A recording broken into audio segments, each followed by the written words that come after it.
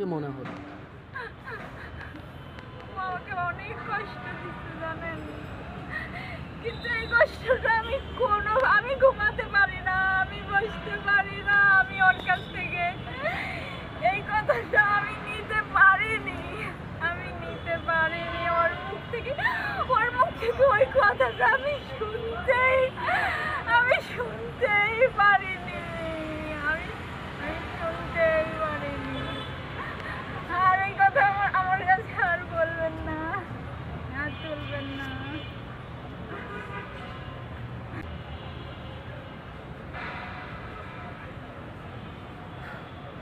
ও যদি আমাকে মেরেও ফেলতো তাও আমি কষ্ট পেতাম না জানেন। ও যদি ডেকে এসে আমার বিষ গলায় দিয়ে বলতো মিথিলা তুমি খেয়ে ফেলো, তাও আমি ওর সামনে হাসতে হাসতে খেয়ে নিতাম।